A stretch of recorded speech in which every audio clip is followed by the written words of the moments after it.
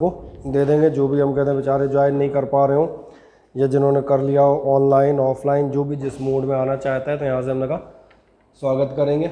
बढ़िया, third chapter पे जाओगे तो करंट इलेक्ट्रिसिटी नाम से जो आता है जनरल जानकारी बाकी सारे लोगों को भी देता जाऊँ। पहली बात तो ये आपकी एक हम कहते हैं कंप्लीट यूनिट होगी, और यूनिट होगी तो डेफिनेटली इसका साइज़ भी आप देखेंगे थोड़ा सा बढ़ा जाएगा।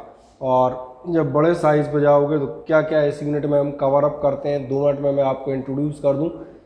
ये जो आपकी यूनिट है मेनली आप जैसे हर बार मैं करता आया हूँ आपके टॉपिक्स को 3 या 4 पार्ट में छोटे डिवाइड कर देता हूँ ताकि आसानी से अपने को समझ में आए कि हम लोगों ने कौन सा टॉपिक ख़त्म कर लिया और कौन सा शुरू कर दिया। इसमें आप देखेंगे फर्स्ट पार्ट जो आता है वो आपका बहुत पुराना पार्ट है, 10th वाला, electric current, flow of electric charge in a metal conductor, drift speed, mobility, there relation with the electric current, Ohm's law, ये आपको ध्यान होगा, ये हम बहुत पहले से पढ़ते आ रहे हैं। Electrical resistance, VI characteristics, VI characteristics याद होंगी, अभी पिछले टर्न पे वीआई ग्राफ बना रहे थे ओम्स लॉ के, ओमिक और नॉन ओमिक सर्किट के। ठीक, नेक्स्ट जाओगे इसके बाद आपको बताएगा कंडक्टिविटी, एनर्जी, पावर और टेम्परेचर डिपेंडेंस ऑफ रेजिस्टेंस। अगर ध्यान देखोगे तो ये पार्ट मोस्टली मैंने ख़त्म कर दिया था, though we will take it in quick revision once again. इसके बाद आप सेकंड पार्ट जो जाएंगे, इसके बाद वाला पार्ट आप देखेंगे आपका आता है सेल्स से रिलेटेड। सेल क्या होते हैं, इंटरनल रेजिस्टेंस ऑफ सेल से हमारा क्या मीनिंग होता है, पोटेंशियल डिफरेंस और ईएमएफ ऑफ सेल क्या है, जैसे ईएमएफ ऑफ सेल का हमने नाम सुना होता है। और एक मज़ेदार बात, combination of cells in series and parallel, combination of cells in series and parallel आप पढ़ेंगे तो एक मज़ेदार बात नजर आएगी। 10th में हमने series and parallel combination of resistances पढ़े हैं। पिछले सेकंड चैप्टर में हम series and parallel combination of capacitors पढ़ते हुए जा रहे थे। अभी जो आप रेजिस्टेंस वाला ये वाला टॉपिक डिस्कस करोगे जिसमें रेजिस्टेंस ये सब डिस्कस करना है, इसमें रेजिस्टेंस का एक बार फिर से सीरीज़ और पैरेलल कॉम्बिनेशन आएगा। इसके बाद आप देखेंगे आपको यहाँ पर एक बार और मिलेगा सीरीज़ और पैरेलल, और ये मैंने इसलिए रिमाइंड कराया है क्योंकि भैया ये बार बार बताता आया हूँ। जो आप तमाम सारे लोग क्लास अटेंड कर रहे हैं या कोई एक आध बेचारा नहीं कर रहा है, इन सभी को फिज़िक्स के साथ एक ट्रबल है। फिज़िक्स है रिपीटेड सीक्वेंस, बहुत अच्छी बात है और शायद एक ख़राब भी हो सकती है कुछ लोगों के लिए। अच्छी इसलिए कि once we have studied the concept of series and parallel anywhere either in 10th और in the second chapter of the electricity here in 12th, आप देखेंगे फिनोमेना आपके लिए रिपीट जाएंगे, सेल्स का, अगली बार इंडक्शन कॉइल्स का। लेकिन दिक्कत ये भी है कि अगर आप पढ़ते हुए नहीं आए तो आगे जाके जब हम तीसरी चौथी बार पढ़ रहे होते हैं तो ऑब्वियस है चूँकि हम लोगों की स्पीड फास्ट हो जाती है, चौथी बार भाई चौथी बार पढ़ा रहे हैं तुरंत बताते चले गए। ऐसा आदमी आप देखना जो पहले से कवर करता हुआ नहीं चल रहा फिज़िक्स में, उसको ट्रबल डेवलप होना शुरू हो जाती है। नेक्स्ट आप देखेंगे बाकी तो आपका सिंपल ज़्यादा, मैंने कहा Kirchhoff's laws and simple applications. कुछ इंस्ट्रूमेंट्स आपके आएंगे, इंस्ट्रूमेंट्स पे जब आप जाएंगे तो यहाँ से कई बार बुक्स जो हैं, कुछ बुक्स इसको सिंगल चैप्टर में कवर अप करती हैं, कुछ बुक्स आप देखेंगे उन्होंने इलेक्ट्रिकल मेजरमेंट्स या मेजरिंग इंस्ट्रूमेंट्स के नाम से एक अलग टॉपिक भी, एक अलग चैप्टर भी बना रखा है। उस चैप्टर में एप्लीकेशंस आएंगे, व्हीटस्टोन ब्रिज, मीटर ब्रिज, एक आपका पोटेंशियोमीटर प्रिंसिपल और इसका एप्लीकेशन, तमाम सारे EMF, comparison of cells etcetera में। तो सब एक्सपेरिमेंटल अप्लायंसेस हैं जिनकी हम चर्चा करेंगे। नाम की बात करोगे तो व्हीटस्टोन ब्रिज का आपने नाम सुना हो सकता है कहीं, बताओ जरा बालकों। कहाँ? कॉम्बिनेशन ऑफ कैपेसिटर्स में आप सही कह रहे हैं। जब हम न्यूमेरिकल्स कर रहे थे तो मैंने बीच में कहा था ये व्हीटस्टोन ब्रिज है, और मैंने आपसे ये भी कहा था कि ज़्यादा सवाल मत उठाइएगा ये कैसा व्हीटस्टोन ब्रिज है। मैंने ये भी कहा था, अगर आपको याद है, that will be discussed in complete details in the next chapter of the current electricity. Current electricity को उस टॉपिक पर हम हैं तो ऑफ कोर्स हमने कहा इस पूरे कंप्लीट टॉपिक को हम डिटेल में डिस्कस करते हुए जाएंगे। नेक्स्ट आप जाएंगे, जब ये पूरा हमने कहा कंप्लीट एक बार आप सिलेबस पता चल गया, देन हम यहाँ से स्टार्ट कर सकते हैं। यहाँ से स्टार्ट हम करेंगे, आप देखेंगे फर्स्ट टॉपिक जो मैं लेता हुआ जाऊँगा वो आपका टॉपिक कौन सा होगा, इलेक्ट्रिक करंट का। अरे ये बालक बेचारा बड़ा लेट हुआ, बड़ा लेट आया। अच्छा ऑनलाइन ही ले लेते, उसमें कौन सी दिक्कत थी। चलो दोनों चल रही हैं, उसमें ऐसा नहीं है। वो तो कई लोग पूछ भी रहे थे क्या होगा, मैंने कुछ नहीं, तुम सामने बैठे हो, ये भी सामने ही बैठे हैं, मैच है कुछ स्टेडियम के बाहर है, कुछ अंदर है, दैट्स ऑल। नेक्स्ट हम बात कर रहे थे, जहाँ से हम टॉपिक स्टार्ट करेंगे आपका इलेक्ट्रिक करंट का टॉपिक रहेगा। दोबारा मैं एक बार एक्सप्लेन करूँगा, ध्यान देखना। इलेक्ट्रिक करंट क्या होती है, हमने बहुत शुरू से पढ़ा है। इलेक्ट्रिक करंट आप हमेशा से पढ़ते आए, फ्लो ऑफ चार्ज या फ्लो ऑफ इलेक्ट्रॉन। और जब इलेक्ट्रिक करंट से रिलेटेड हमने कहीं डेफिनेशन आपने पढ़ी तो कुछ छोटी छोटी चीज़ें मैं एक साथ डिस्कस करता हूँ, फिर इनको आराम से एक बार शीट में देख लेंगे। और मैंने कहा जब आप जाते हैं इलेक्ट्रिक करंट, आए अब ध्यान से देखें। इलेक्ट्रिक करंट में जो मैंने पहली चीज़ कही मैं फिर से बताता हूँ। इलेक्ट्रिक करंट आपके लिए क्या होगी, इलेक्ट्रिक करंट होगा आपका, मोटे तौर पे कहा जाए, flow of charge constitute the electric current. कहीं भी अगर कोई चार्ज मूव कर रहा है, फ्लो कर रहा है, तो क्या चीज़ बनाता हुआ जाएगा, वो इलेक्ट्रिक करंट बनाता हुआ जाएगा, नंबर 1। दूसरी चीज़ आती है, आखिरकार बहता हुआ चार्ज करंट कहलाता है, ये हमें समझ में आ गया। तो फिर आखिरकार ये करंट होगी कितनी, तो कितनी होगी का जवाब भी हम देते हैं। ठीक है, अभी इसमें कुछ लिखना नहीं है तुम्हें, अभी तो केवल सुनते आना, मजे से लिखने के लिए हम बता देंगे आप क्या लिखते हुए जाना। नेक्स्ट सवाल आता है, आखिरकार करंट होती कितनी हो, या तो याद आएगा 9th-10th की चीज़ें डिस्कस कर रहा हूँ, है ना। कितनी होती है तो उसके लिए भी आपसे कहा जाता है, उससे आपसे कहा जाता है फ्लो ऑफ चार्ज, या आप कहते हैं चार्ज फ्लोइंग, जो भी कहना चाहें। और ये मैथमेटिकल डेफिनेशन हो जाती है पर यूनिट टाइम, या आप कह सकते हैं पर 1 सेकेंड, जैसा भी आप लेना चाहें। और इसीलिए आपको ध्यान आएगा, अगर आप 10th में बात कर रहे हो flow of charge per unit time की, तो ऐसे आदमी के लिए करंट क्या होती है, ऐसे आदमी के लिए करंट होती थी I = Q/T, चार्ज फ्लोइंग या charge moving per unit time. तो सवाल है पर हम कहाँ चेंज करेंगे, हम यहाँ चेंज करेंगे। और आप ध्यान से देखें कि हमने इस चेंज के लिए 2 जगह बताता हूँ। और जो मैंने कहा था भैया अब आपके ऊपर है, आप क्लास ले रहे हैं नहीं ले रहे हैं, whether you are picking up it और not, that solely depends on you. क्योंकि अगर हमारी क्लास की बात करेंगे तो हम आपको एक बहुत बेहतर एडवांटेज दे रहे हैं, सुविधा। ऐसे लोग जो बेटा 11th में पढ़ के नहीं आए, उनको मैं 11th भी बीच बीच में बताता रहता हूँ। तो कई बार ग्रुप में मैसेज करता हूँ 11th का इंपॉर्टेंट टॉपिक चल रहा है, अटेंड कर लें। अब आप सो रहे हैं तो ध्यान रखना, मेरे मैं स्पष्ट बताता हूँ, सोते हुए को जगा सकता हूँ, मरे हुए को नहीं। मरा हुआ जगाना असंभव होता है। क्योंकि अभी जिसमें अगली चीज़ पर जाऊँगा, ध्यान देखना, I = Q/T, it is the language used by the student of high school. Then what is the language used by the 12th और सीनियर सेकेंडरी स्टूडेंट, वो आपको यहाँ पर बताएगा। ये जो आपका Q/T है, that is to be discussed in differentiation form. Differentiation के लिए मैं अपने तौर पे, मैं आपसे नहीं कहूँगा पिछले साल आपने क्या किया, मैं अपना बता दूंगा। Before starting this batch in the month of April और March, whatever, perhaps it was April, है ना, स्टार्टिंग ऑफ द अप्रैल, मैंने डिफरेंशिएशन प्रॉपर पूरा डिस्कस किया होगा। और एक मज़ेदार बात, जिनका छूट गया हो तब नहीं ध्यान आया, अभी कल परसों में 11th में पढ़ा रहा था, उसको भी मैंने कहा था 11th में डिफरेंशिएशन स्टार्ट है, उसको भी आप अपने मन से कुछ ऐसे बेसिक टॉपिक आप पढ़ें, क्योंकि लगेंगे हर जगह, है ना। आए देखें ध्यान से, जो मैं बात कर रहा था Q/T ले रहे हैं, तो अगर आपका कोई सीनियर सेकेंडरी वाला कहेगा तो वो क्या कहेगा, वो कहेगा ये है डेल्टा Q/Δt। और एक बड़ी मज़ेदार बात, charge phloem per unit time, यानी कि आप कह रहे हैं charge flown in this much time. जब हम फिज़िक्स में बात करते हैं इतना चार्ज फ्लो हुआ इतने टाइम में, तो हमारा टाइम इतना नहीं होता, क्योंकि टाइम भैया 5 सेकंड हो सकता है, 5 मिनट हो सकता है, 5 घंटे हो सकता है, 5 दिन, 5 हफ्ते, 5 महीनों, 5 साल भी हो सकते हैं। तो कितना टाइम लोगे, टाइम का भी तो कोई एक पैमाना होना चाहिए कि आखिरकार फिज़िक्स में जब आप डिस्कशन कर रहे हैं या मैथमेटिक्स में, तो किस स्केल पे टाइम लिया जाए। तो ये आपको याद आएगा स्केलिंग ऑफ द टाइम, बहुत सारे लोगों को तुरंत याद आएगा। हम यहाँ पर लिखते हैं, और क्या लिखते हैं,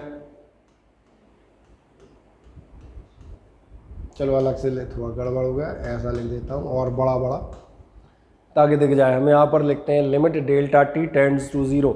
we are not talking about the 5 years, 5 months, 5 weeks, 5 days, 5 hours, 5 minutes, 5 seconds. Still moving, we are more lesser than that, or more lesser than that, that means the time interval tends to 0।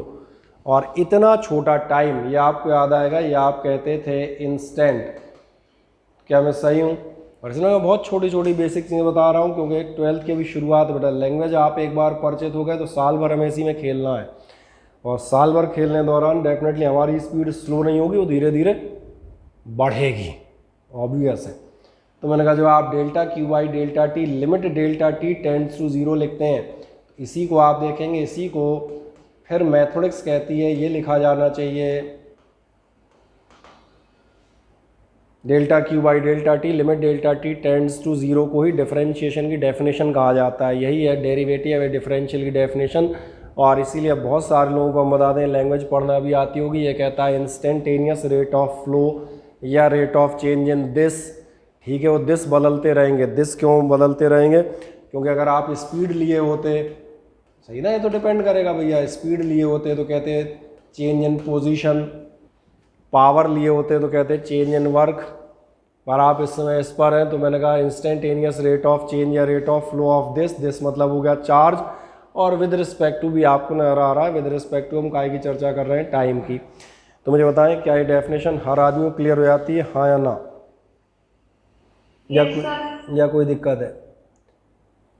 Vinayak अभी ये सब note नहीं करना, ये सब already हमारे पास noted है। और ये तो हम दोबारा एक बार रिफ़्रेश कर रहे हैं। बहुत ध्यान से मुझे सुनते हो जाएं, क्योंकि यहाँ पर जो चीज़ें मैं बता रहा हूँ इनमें से कोई भी नोटेड यहाँ पर्टिकुलर नहीं की जाएगी। यहाँ तो जो नोट किया जाएगा तो केवल इतना किया जाएगा delta q by delta t is equals to d q by d t. और हम लोग ये सोचते रह जाएंगे। हमसे हमारा मतलब है ऐसे स्टूडेंट जिन्होंने बाय द वे पिछले सालों में, हम कहते हैं सॉरी पिछले सालों में तो खैर नहीं, लेकिन पिछले साल में फिज़िक्स नहीं देखी, इसलिए उनके लिए मैंने कहा एक बार में कंप्लीट थोड़ा सा इंट्रोडक्शन अच्छे से दे दूँ, ठीक है ना। और बाकी मैं अभी इसकी ये जो पढ़ा रहा हूँ इसी की अभी PDF शेयर कर दूंगा, तो उससे आप बड़े मज़े से अपनी फेयर कॉपी बनाइएगा। तभी मैंने कहा था ना एक बार दोबारा रिपीट करेंगे, वहाँ से नोट्स बनाना स्टार्ट कर देना प्रॉपर। आ जाओ, ये कहानियाँ समझ में आ जाती हैं। अब दूसरी चीज़ याद देखना, जैसे आप करंट समझ में आया, करंट है rate of flow of charge, instantaneous rate of flow of charge. उसके बाद फिर करंट से रिलेटेड 3 छोटी छोटी चीज़ें आएंगी। और अभी हम सिर्फ बहुत छोटी बातों में टाइम दे रहे हैं, वो इसलिए क्योंकि हमें बार बार यही करते हुए जाने हैं। सवाल आता है जैसे आप आई जी equals to Q by T लेंगे तो ये नई चीज़ है, इसकी आप पास यूनिट आनी चाहिए। अच्छा, यूनिट आनी चाहिए तो जो हमारा ट्रेडिशन है हम देखेंगे ये कूलॉम में, ये सेकंड है तो हम इसकी यूनिट बता देंगे कूलॉम पर सेकंड। क्या मैं सही हूँ, हाँ या ना बताएं? बताओ बाल को, मैं सही हूँ गलत हूँ, फटाक से बताओ ज़रा। लो सब कह रहे हैं सर कर रहे होंगे तो सही ही होंगे। तुम क्या कह रहे हो ऋषभ, बोलो? एम्पियर होनी चाहिए, सही कह रहे हैं। बहुत दिनों बाद ऐसा, हाँ बहुत दिनों बाद ऐसा मज़ेदार बात सामने आई है कि हम उतने सही नहीं है जितना होना चाहिए। क्यों नहीं है, इसका कारण है। एक्चुअली इसका कारण भी मैंने कहा पीछे ही है, तो तभी तो मैंने कहा अभी ये शुरुआती कुछ इसलिए डिस्कस कर रहा हूँ आराम से। फिर तो किरचॉफ्स लॉ आते हैं तो सीधे दिखाए जाते हैं, V1 I1 बराबर है this this minus this plus this बराबर 0, 2 इक्वेशन बनेगी, सॉल्व कर लो उसमें, तो फिर टनाटन चलते ही हैं। यहाँ ज़रा देखें, इसका रीज़न ये है कि आप जब करंट पे जाएंगे तो आपको याद आएगा last year we have studied the fundamental quantities, and fundamental quantities में हमने 7 फंडामेंटल क्वांटिटीज़ पढ़ी हुई हैं, जो आपकी आती हैं length, mass, time, temperature, electric current, luminous intensity और अमाउंट ऑफ सब्सटेंस। इनमें से लेंथ, मास, टाइम वगैरह जाओगे तो यूनिट आती हैं आपकी metre, kilogram, second, kelvin, ampere. तो एक इंटरेस्टिंग बात है, करंट जो है वो डिराइव्ड नहीं है, इसे आप अपॉन के टर्म में ना लिखें, करंट की अपनी सेल्फ फंडामेंटल यूनिट है, तो एक्चुअली हम इस यूनिट को लिखते हैं एम्पियर। और इसीलिए जब आप डायमेंशंस पे जाएंगे तो भी एक अच्छी सी बात निकल के आएगी, और डायमेंशंस में अच्छी सी बात ये निकल के सामने आएगी कि करंट का खुद का डायमेंशन होगा। जैसे आपका ध्यान जाएगा 11th में हमने जितनी डायमेंशनल एनालिसिस पढ़ी है वो सब 3 बातों पे टिकी होती है, M, L और T, मास, लेंथ और टाइम। लेकिन यहाँ पर एक चौथी क्वांटिटी एंटर हो रही है फंडामेंटल्स में से, वो करंट है, और इसलिए हम इसके लिए सिंबल 99% A लेते हैं। कभी कभार कुछ बुक्स याद रखना इसके लिए I भी ले लेती हैं। मेरी बात क्लियर हो जाती है? A ले लें, I ले लें, कोई दिक्कत नहीं। बाकी 99% हम क्या लेंगे, A लेंगे। हालांकि हमारे ये क्वेश्चन अभी लास्ट में आएगा, उसमें हम इसको I में भी लेंगे, चिंता मत करना, वो आएगा अभी। फिर एक सीधा सवाल आ गया, यूनिट मिल गई, डायमेंशन मिल गई, इनमें तो कोई समस्या नहीं कहीं से कहीं तक। एक सवाल और आया, फिर एक आप कह रहे हैं करंट एम्पियर में नापेंगे, कैसे नापेंगे, क्या होगा 1 एम्पियर। तो ध्यान रखना आपको आगे आने वाले चैप्टर्स में, मैं यहाँ जो बेसिक चीज़ें पढ़ा रहा हूँ तो ध्यान जा रहा होगा, मैं इसलिए नहीं पढ़ा रहा कि मुझे करंट इलेक्ट्रिसिटी में बहुत ज़्यादा इंटरेस्ट है। मैं ये बता रहा हूँ इस टाइप की चीज़ें हर चैप्टर में 2-2, 4-4, 6-6 बार रिपीट होंगी। डिफरेंशिएशन का टर्म, यूनिट्स निकालना, डायमेंशंस निकालना और उसके बाद जो भी आपने यूनिट निकाली है उसकी डेफिनेशन निकालना, ये हर बार रिपीट होंगी। और जो लगातार पढ़ रहे हो ना, ध्यान होगा हमने पहले भी 1 वोल्ट 1 कूलॉम इनकी डेफिनेशन निकाल रखी है। चलें, जैसे मैं यहाँ पर देखता हूँ I इज इक्वल्स टू आप लेते हैं Q/T। आपने कहा करंट की यूनिट क्या है, एम्पियर है, तो कैसे निकलेगी, कुछ मत करें, आप एक छोटा सा काम करें, Q इज इक्वल्स टू मान लें 1 कूलॉम और टाइम इज इक्वल्स टू आप मान लें 1 सेकेंड। अगर आप ऐसा करते हैं तो आपका ध्यान जाएगा I इज इक्वल्स टू आएगा 1/1, यानी कि, और दूसरा मैंने कहा था आपकी अंग्रेज़ी थोड़ा ठीक हो, आप उस चीज़ को लैंग्वेज में एक्सप्रेस आराम से कर सकें। लैंग्वेज में एक्सप्रेस करेंगे तो ध्यान देखें क्या कहेगा, 1 एम्पियर करंट कब मानी जाएगी, जब आपका 1 कूलॉम चार्ज है 1 सेकंड में जा रहा है। अभी एक हिंदी अनुवाद के तौर पे कहें तो क्या होगा, अगर 1 कूलॉम चार्ज 1 सेकंड में जा रहा है तो 1 एम्पियर करंट हो गई, and that is to be taken in English. आप क्या कहेंगे, 1 coulomb of charge is flowing through a cross section in 1 second through a conductor, then the current is equal to, is said to be, is called to be 1 ampere. ख़त्म। क्या है, छोटी छोटी चीज़ें समझ में आती हैं। इसलिए मैं आपको शीट का जो फर्स्ट पैराग्राफ होगा या फर्स्ट पेज होगा वो भी आपको दिखाता हूँ। इसमें से अभी कुछ नोट करने की जरूरत नहीं, आराम से, बहुत आराम से देख लें। मुझे लग रहा है छोटी छोटी चीज़ें वैसे ही याद हो जाएंगी, इनको पर अभी घर पे भेज देंगे, मज़े से कॉपी बनाना। यहाँ पर जब आप साथ में बैठे हैं तो एक रफ लेके बैठिएगा, रफ में, क्योंकि अभी तो कुछ नहीं है। फिजिक्स में सबको मालूम है डेरिवेशन आते हैं, डेरिवेशन यहाँ पर एक बार हाथ से करें, फिर एक बार घर जाके उनको प्रॉपर मैनर में, भाई यहाँ क्या होता है, घिच जल्दी जल्दी करते हैं उसको, फिर एक थोड़ा सजा संवार के घर पे करें मज़े से। क्या कह रहा है ध्यान देखें, वही कहेगा the charge passing through a point per unit time. Per unit time जो आपका चार्ज पास ओवर हो रहा है वो किस नाम से आने आता है, that is called current at that point. दूसरी चीज़ आप देखेंगे, फ्लो इज यूनिफॉर्म, तो I इज इक्वल्स टू आपका कितना होना चाहिए, Q/T। मुझे लग रहा है हम यही डिस्कस कर रहे थे, चार्ज पर यूनिट टाइम।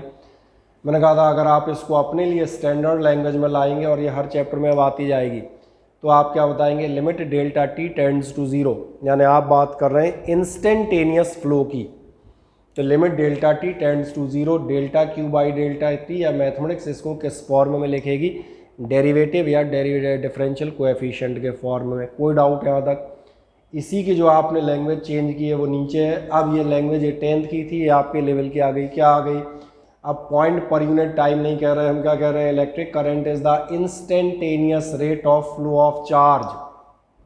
बाकी फिर मनोरंजन है, through any cross section with respect to time. तो देखें ज़रा, क्या हर आदमी को ये समझ में आ जाता है, हाँ ना, मुझे बताएं,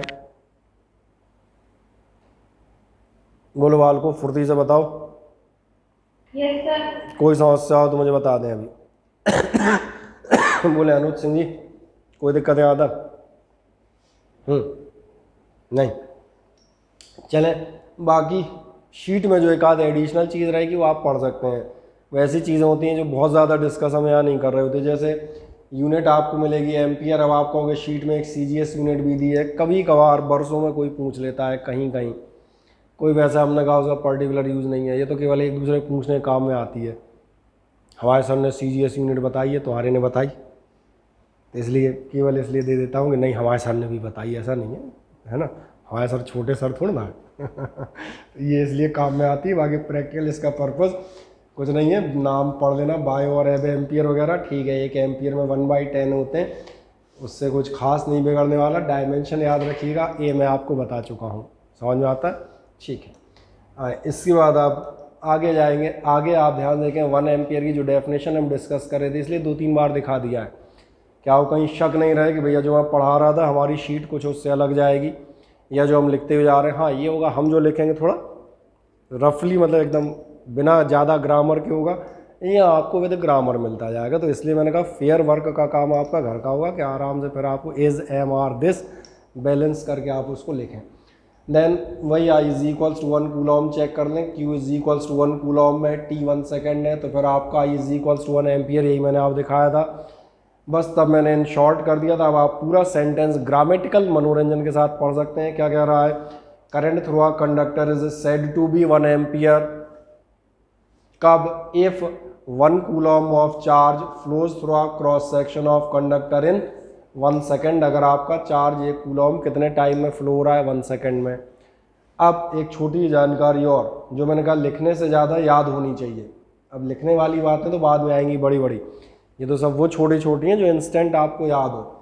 जब आप 1 एम्पियर करंट की बात करते हैं तो आप कह रहे हैं 1 कूलॉम चार्ज इन 1 सेकेंड। मैं आपको याद दिलाता हूँ, जब भी चार्ज फ्लो होता है तो charge flows bye means of electrons. ये तो सबको मालूम है, चार्ज फ्लो हो रहा है मतलब क्या क्या चीज़ गुजर रही होगी, इलेक्ट्रॉन्स। तो फिर एक सवाल बना कि अपने 1 कूलॉम चार्ज में कितने इलेक्ट्रॉन होंगे, किसी को मालूम है? 6.25 into 10⁻18। सही कह रहे हैं सौम्य, आप बिल्कुल सही जवाब है आपका। एक्चुअली याद रखना, जब भी चार्ज फ्लो होता है तो नंबर ऑफ इलेक्ट्रॉन्स के फॉर्म में फ्लो होता है, 2 इलेक्ट्रॉन 4 इलेक्ट्रॉन, एन तो समझ में आ रहा होगा, नंबर की बात कर रहा हूँ।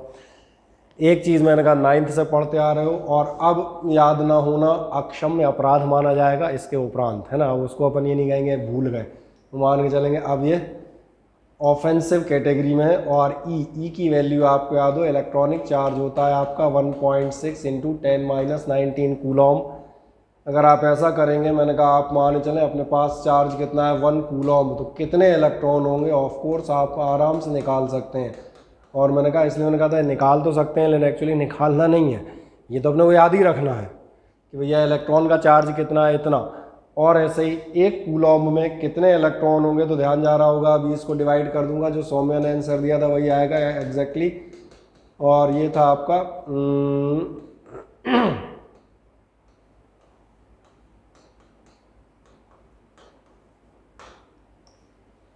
अब ध्यान देखो, हम अपनी डेफिनेशन को थोड़ा सा कन्वर्ट भी कर सकते हैं। एक ही चीज़ है, पहले हम क्या क्या कह रहे थे, हम कह रहे थे if 1 coulomb charge is flowing through a cross section in 1 second then current will be 1 ampere. और अब मैं इसको बदल के कह सकता हूँ if this much number of electrons, because these are equivalent to 1 coulomb, यही है 1 कूलॉम, इतना electron 6.25 into 10⁻18 electrons flowing through a conductor in 1 second, तो फिर आपका करंट कितनी मान ली जाएगी, दैट विल बी 1 एम्पियर। अब देख लें क्या हर आदमी को ये टर्मिनोलॉजी क्लियर हो जाती है।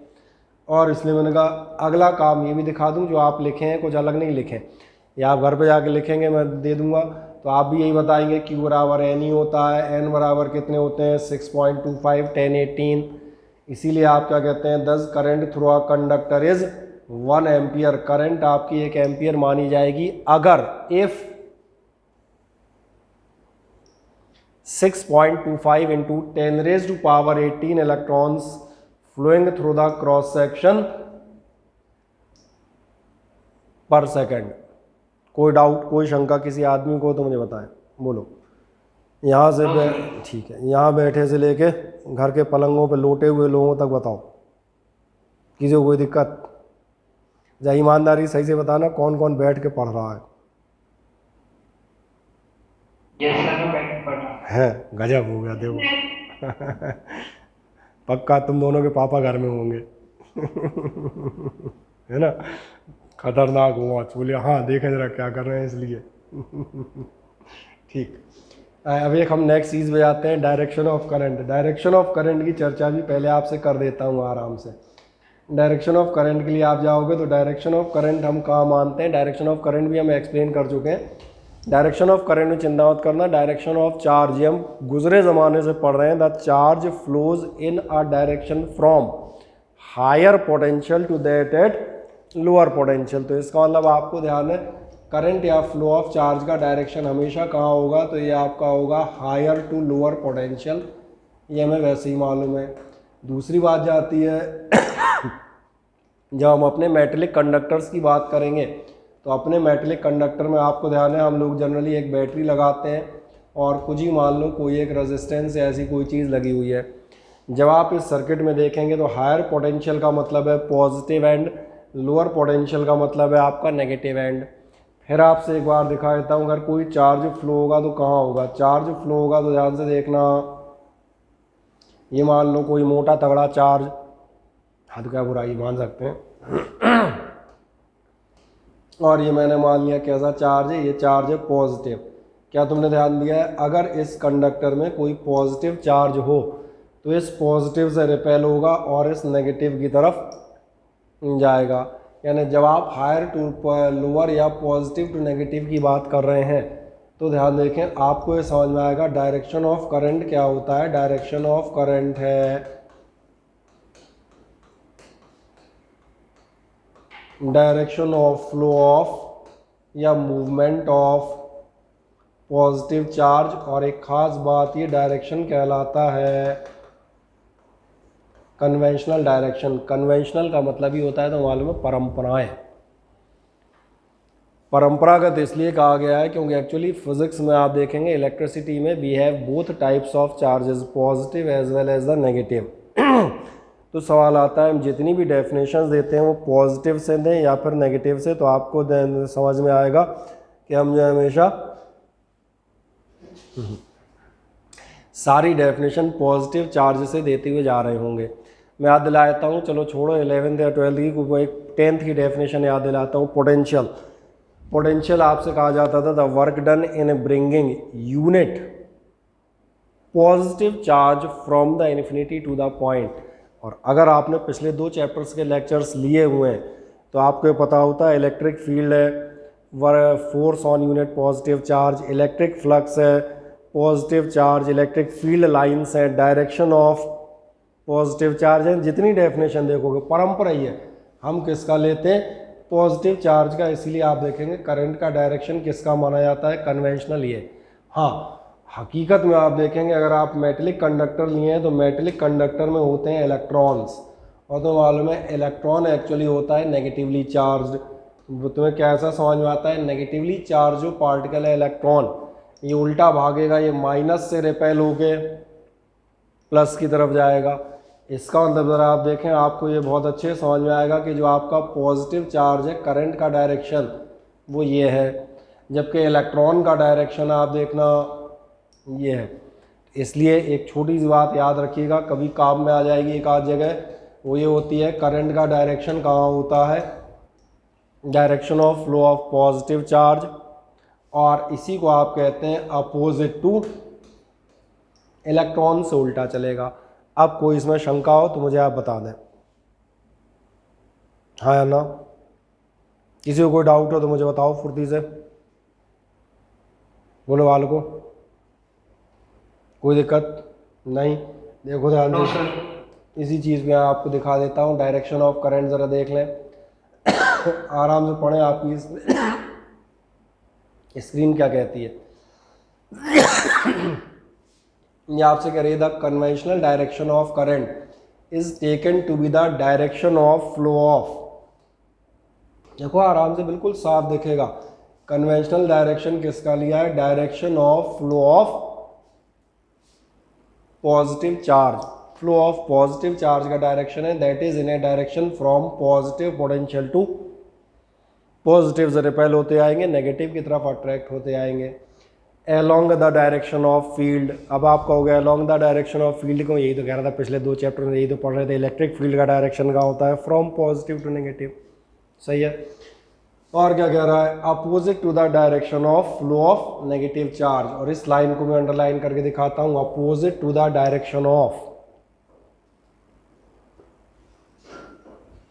Flow of negative charge.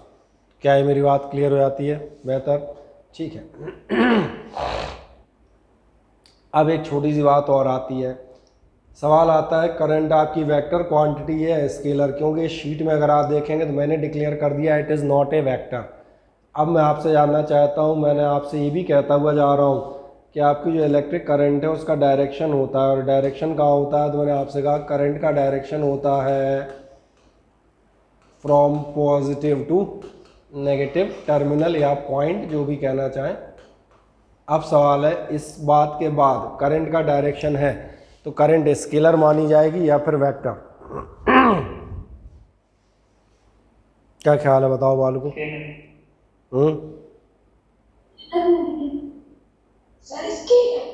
Scalar क्यों मानेंगे,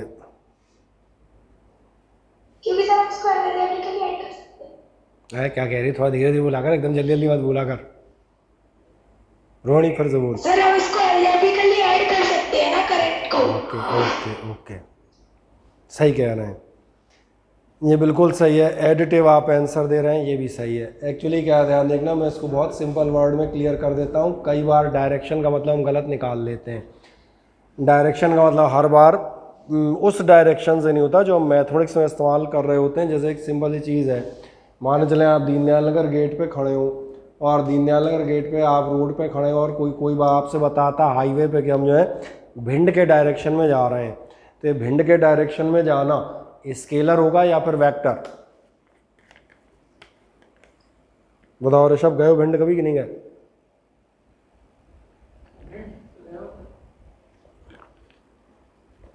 तो बताओ, दीनदयाल नगर गेट से भिंड की तरफ जाना, भिंड के डायरेक्शन में जाना स्केलर है कि वेक्टर है? स्केलर है। क्यों?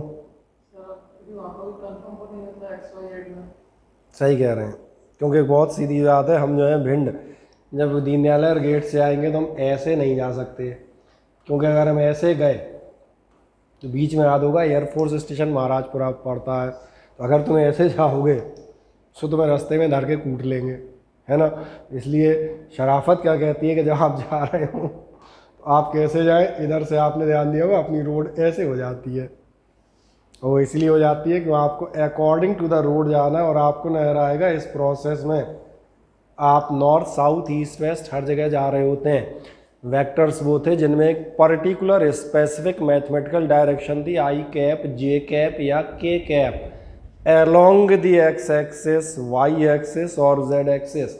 इसलिए वेक्टर्स की डेफिनेशन भी हमने इस साल फिर से डिस्कस की थी। ये डायरेक्शन वो डायरेक्शन नहीं है जिसे आप कहते हैं, तो एक नॉर्मल बोलचाल का डायरेक्शन है। बोलचाल का डायरेक्शन तो समझते हो ना, सिंपल, लेकिन मैं अपन ने कह दिया। ऐसे ही ध्यान देखना, वायर तुम्हें नजर आ रहा होगा, जैसे हमने कहा ये माइक के वायर लगे हुए हैं, या मैंने कहा लैपटॉप टू कैमरा एक वायर लगा हुआ है, लैपटॉप से कैमरे तक आप देखेंगे करंट जा रही है, और जो जा रही है कहाँ जा रही है, तो हर आदमी बताएगा भैया लैपटॉप से कैमरे के डायरेक्शन में जा रही है, पर ये वो वाला डायरेक्शन नहीं है जिसकी आप मैथमेटिक्स चर्चा कर रहे होगे, ये आपका सिंपल डायरेक्शन है। डायरेक्शन का मतलब क्या है, ये तार ऐसा ऐसा कुछ भी दो बार ऐसा गोल गोल घूम के तब गया है, इसलिए मैंने कहा ये कैसा है, ये स्केलर है। और इसलिए ध्यान रखना, जो आपकी करंट है उसका एडिशन कैसा होता है, वो आप बिल्कुल सही थे, ये था एल्जेब्रिक एडिशन। और एल्जेब्रिक एडिशन का मतलब समझ में आ रहा है, कहीं से 3 एम्पियर करंट आई, कहीं से 4 एम्पियर करंट आई, टोटल कितना हो जाएगी 7 एम्पियर। और ये आपको याद होगा, बहुत फेमस एग्जाम्पल है, साल दर साल इसी का इस्तेमाल करता हूँ। आपको मालूम है वेक्टर 3 और वेक्टर 4 कभी भी 5 नहीं होते, सॉरी कभी भी 7 नहीं होते, 5, 1 और 6 भी होते हैं। और ये वेक्टर एडिशन हमने यहीं से हर बार पढ़ाना शुरू किया होगा जब भी पढ़ाते हैं, सही है ना। तो इसीलिए बताने के लिए होते हैं कि याद रखें ये एडिशन कैसा है, एल्जेब्रिक। और इसीलिए 1 नंबर के क्वेश्चन के लिए यही छोटे छोटे क्वेश्चन इस चैप्टर में कई बार शुरुआती आते हैं। Conventionally a direction associated with current, current के साथ एक डायरेक्शन एसोसिएट है, जुड़ा हुआ है, लेकिन फिर भी क्या कह रहा है, it is not a vector because the current can be added algebraically, क्योंकि एल्जेब्रिक एडिशन को फॉलो करती है, वेक्टर एडिशन को नहीं। क्या ये मेरी बात समझ में आती है, हाँ है ना। अब कोई किसी को शंका हो तो मुझे फुर्ती से बताएं, बोलो बालको। Sir current can be negative also. Of course current can be negative also, सारे स्केलर्स और सारे वेक्टर्स पॉजिटिव और नेगेटिव होते हैं। अंतर बता देता हूँ, ये आपने बहुत अच्छा प्रश्न पूछा है, इसका मैं जवाब थोड़ा सा डिटेल में दूंगा क्योंकि अपने काम में आता है। कई बार इसको लेके बहुत सारे आपको डाउट होंगे और इसलिए बताता हूँ, ये ध्यान रखिएगा।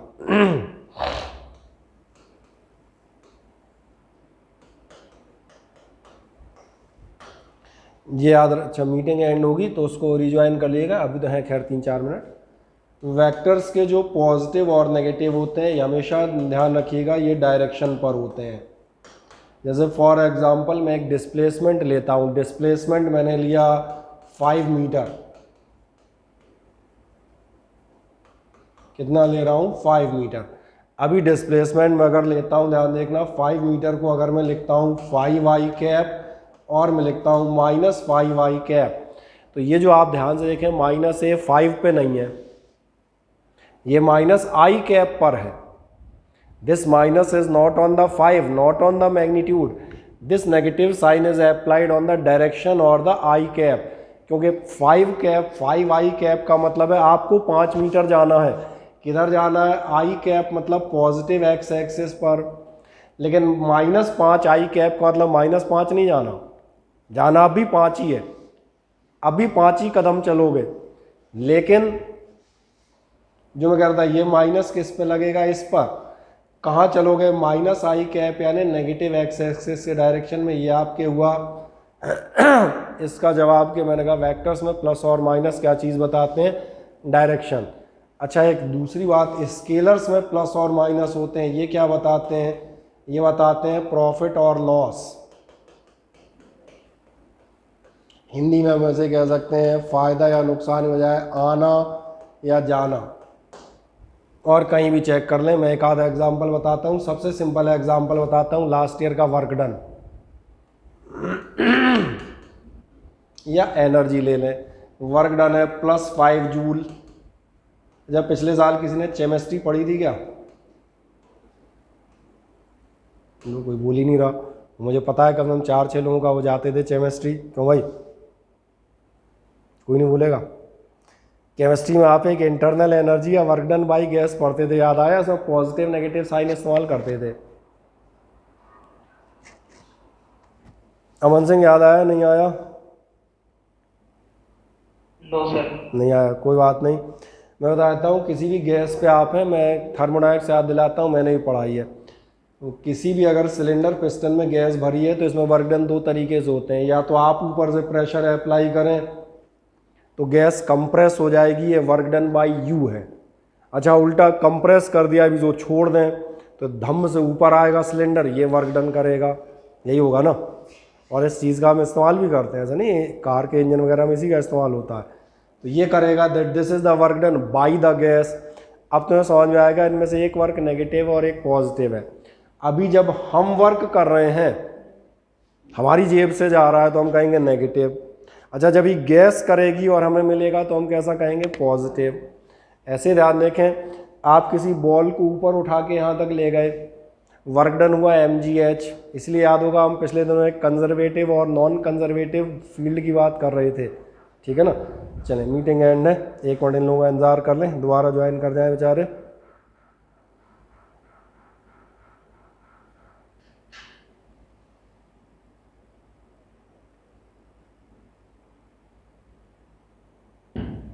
Recording in progress.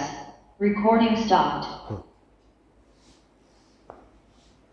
तब तक मैं जल ग्रहण अभियान कर लेता हूँ, ठीक है नहीं?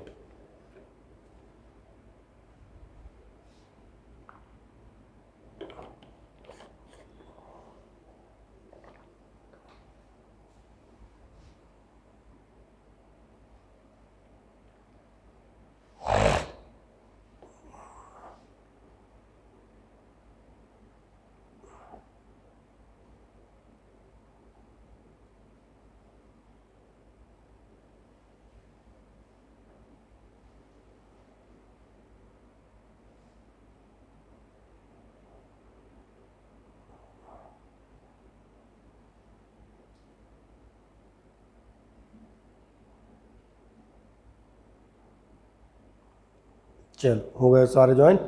ऑडियो वीडियो क्लियर है सभी को?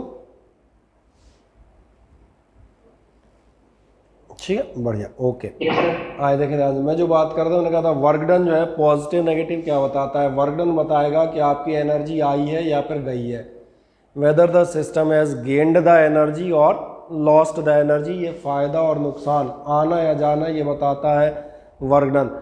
दूसरा बता रहा था, मैंने कहा था अभी पिछले चैप्टर में हम पोटेंशियल में एक क्वेश्चन कर रहे थे, मैंने कहा था एक किसी चार्ज को इस पॉइंट से लेके उस पॉइंट तक हम लेके जाएंगे, कितना वर्क डन होगा। उस समय मैंने कहा था ये है conservative force field. Conservative force field कौन सी कहलाती थी? जिनमें, और इसलिए मैंने कहा इन लेक्चर्स को ध्यान से सुनिएगा, क्योंकि ऐसी छोटी छोटी बातें हैं जो लिखाना बहुत मुश्किल हो जाएंगी। पिछले साल के रजिस्टरों में बहुत सारों के पास लिखी भी पड़ी है, उनसे भी कुछ नहीं हुआ। तो इसलिए मैंने कहा तुम मत लिखो, तुम तो ध्यान से सुनो, है ना? जो पिछले साल लिख लिया वो कोई कौन सा बता रहे हैं तो इसलिए बेहतर है ज़्यादा अच्छे से सुना जाए। तो मैंने कहा अगर देखेंगे कंजर्वेटिव फोर्स फील्ड हमने किसे कहा था? कंजर्वेटिव फोर्स फील्ड हमने उसे कहा था कि जिसमें आपका जितना वर्क डन एक साइड से आप देते हैं उतना ही वापस रिटर्न हो जाता है। Net work done on A close path zero होता है। ग्रेविटी का एग्जांपल देते थे, यहाँ से आपने वर्क डन किया, मान के चले आपके लिए बात कर रहा हूँ, आपका नेगेटिव हुआ, उधर से ग्रेविटी वापस कर देगी उतना वर्क डन पॉजिटिव, टोटल कितना हो जाएगा 0। फ्रिक्शन में ऐसा नहीं होगा, फ्रिक्शन कंजर्वेटिव नहीं होता।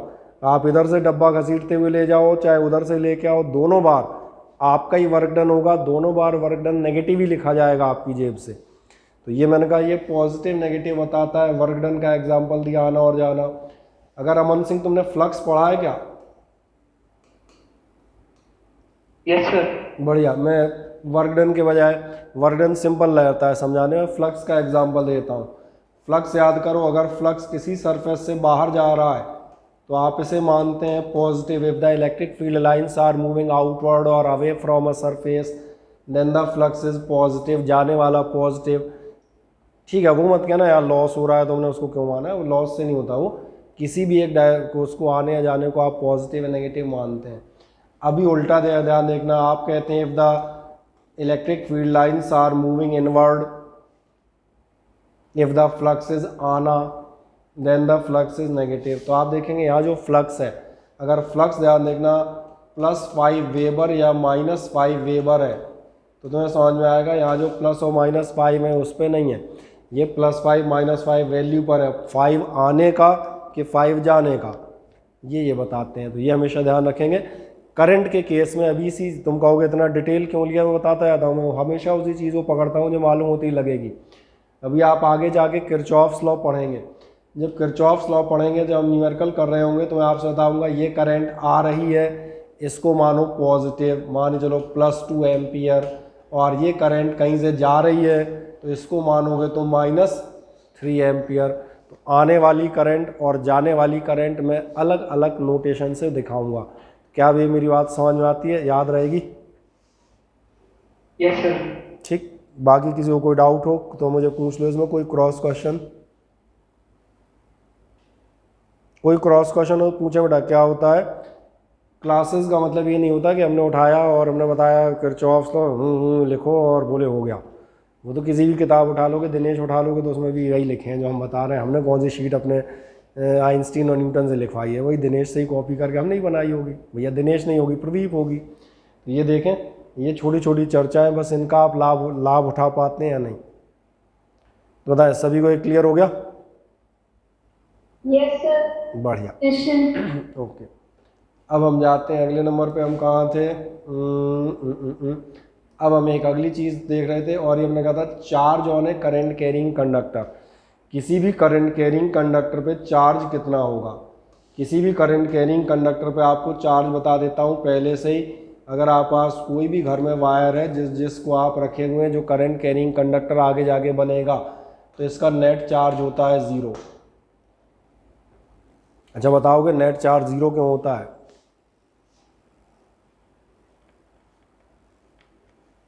क्योंकि सर जितना करंट आता है उतना ही सर इस तरफ से बाहर निकलना।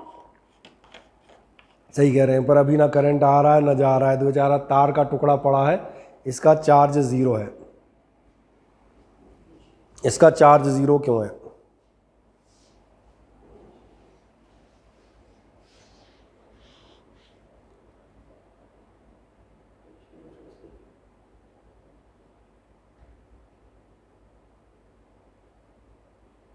नहीं, इसका बहुत छोटा सा कारण है ये बेटा कि पूरे ब्रह्मांड में जो भी जीवित अजीवित देव दानव मनुष्य सुर असुर गंधर्व किन्नर नर नारी जो भी हैं, सही कहा ना मैंने, ये सब ultimate these are made up of atoms.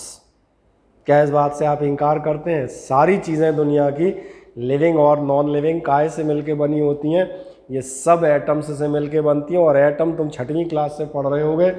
Atoms क्या होते हैं? इलेक्ट्रिकली न्यूट्रल, जितने इलेक्ट्रॉन होंगे उतने ही प्रोटॉन होंगे। तो अगर ये एटम्स हैं तो इसका मतलब इसका नेट चार्ज कितना होगा? 0। अब यहाँ पर एक चीज़ और आएगी। कुछ लोग कहेंगे सर मेटेलिक कंडक्टर में तो फ्री इलेक्ट्रॉन होते हैं। तो मुझे बहुत अच्छे से याद है, अभी किसी एक टर्न पर रिसेंटली मैं आपसे कह रहा था फ्री के हिंदी में 2 मतलब होते हैं, और जो 2 मतलब होते हैं उनमें से एक मतलब कहता है मुफ्त और एक मतलब कहता है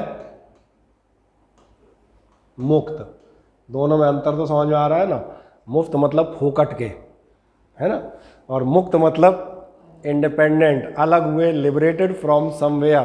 तो यहाँ जो इलेक्ट्रॉन है मुफ्त के इलेक्ट्रॉन नहीं है, दे आर फ्री, मतलब they are not free of cost, they are free liberated from someone. तो तुमने ध्यान नहीं दिया, एक बहुत छोटी सी बात है, याद दिला देता हूँ। चलो यही ले लो सबसे बढ़िया, सोडियम और क्लोरीन, एक इलेक्ट्रॉन फ्री होके इसके पास जाता है, आप कहते हैं ये सोडियम पॉजिटिव बनता है, ये क्लोरीन नेगेटिव बनता है। आपने ध्यान नहीं दिया, टोटल चार्ज फिर भी कंजर्व्ड या ज़ीरो बना रहता है। बहुत सीधा सा कारण है, और बहुत साधारण सा कारण ये है कि जो भी आपके एटम्स हैं यही तो इलेक्ट्रॉन दे रहे हैं, यही कहता फोकट के थोड़ी हैं, मुक्त हैं, यही दे रहे हैं। तो अगर इलेक्ट्रॉन नेगेटिव चार्ज है तो भैया यहाँ पर उतना ही बड़ा आयन भी क्रिएट हुआ होगा। सोडियम होगा तो सिंगल पॉजिटिव आयन होगा, मैग्नीशियम होगा तो डबल पॉजिटिव होगा, एल्यूमिनियम होगा तो ट्रिपल पॉजिटिव होगा। जितने इलेक्ट्रॉन फ्री हुए होंगे that much positive charge will develop on the ion. इसका अलावा भी आपका नेट चार्ज कितना बना रहेगा, ज़ीरो। और इसके आगे की कहानी रोहिणी ने बिल्कुल सही बताई थी। अगर इस तार के टुकड़े पे हम करंट भी फ्लो करें तो करंट फ्लो करते आदमी कहता है सर जब करंट फ्लो करूँगा तो यहाँ से 2 किलो इलेक्ट्रॉन घुसेंगे। मैंने कहा घुसने दो। फ्लो किसे कहते हो ये मालूम है? बहना। फ्लो या बहना भैया उसे कहा जाता है जब चीज़ इधर से घुसे और उधर से निकल भी जाए, तब ये बहना होता है। तालाब नहीं बहते, नदियाँ बहती हैं। आना और जाना both phenomena will contribute to the term flow. That's why if some number of electrons are entering from the left hand side of this conductor, then definitely similar number of electrons will flow outward also. और फिर वही बात, जितने आएंगे उतने ही जाएंगे। तो तूने ध्यान नहीं दिया, टोटल चार्ज अब भी कितना रह जाएगा, ज़ीरो। यही कंजर्वेशन ऑफ चार्ज है। और इसलिए कहा पढ़ो फिजिक्स, मज़ा आता है, क्योंकि जिन्हें ये ध्यान आएगा जितने इलेक्ट्रॉन इधर से आते हैं उतने ही जाते हैं। ये law of conservation of charge बता रहे हैं, कोई बहुत मज़ेदार चीज़, कोई वैसी चीज़ नहीं बता रहे। लास्ट ईयर किसी ने बर्नौली थ्योरम पढ़ी थी क्या? अरे एक आध तो हाँ बोलो यार, कम से कम पूछ थोड़ा ना रहा हूँ, ये तो बता दो पढ़ी थी भूल गए। हाँ कुछ घबरा जाते हैं, कहीं पूछ नहीं ले, बताओ क्या थी। बर्नौली थ्योरम के पहले आप एक चीज़ पढ़ते थे, मैं बताता हूँ, वो थी equation of continuity. Equation of continuity एक चीज़ बताती थी, A1 V1 is equals to A2 V2, और A1 V1 बराबर A2 V2 में आपके लेजम का एग्जांपल देता था। पानी के पाइप को दबा लो, फ्लो वेलोसिटी तेज़ हो जाती है, चौड़ा कर लो तो फ्लो वेलोसिटी कम हो जाती है। इसका कारण मैं बताता हूँ, इसका कारण भी याद दिलाता हूँ। मैंने कहा पूरी फिजिक्स एक ही है, केवल क्वांटिटीज़ बदलती रहेंगी। उस समय भी एक सवाल पूछते थे, उस समय आपसे कहते थे कि आपके पास नॉन यूनिफॉर्म पाइप है, या नॉन यूनिफॉर्म कंडक्टर कहूँगा थोड़ी देर बाद। नॉन यूनिफॉर्म पाइप है, मैं कहता है, मैं पूछता था इसमें मैं 5 लीटर पानी डालता हूँ तो दूसरे सिरे से कितना बाहर निकलेगा, 5 से कम या 5 से ज़्यादा?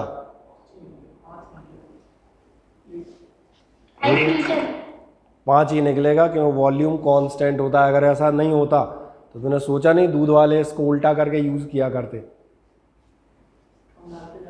तो और नहीं, इधर से 2 लीटर दूध डालते, उधर से 3.5 बाहर आ जाता। बोले बढ़िया है, बोले हैं पाइप ना हो गया, बोले जर्सी गाय का एडवांस वर्जन हो गया। चारा भी नहीं खिलाना पड़ता, बस इधर से दूध डालो, उधर से ज़्यादा से निकल आया। हाँ ऐसा थोड़ा ना होगा। इसलिए मैंने कहा भैया यही इक्वेशन ऑफ कंटिन्यूटी थी।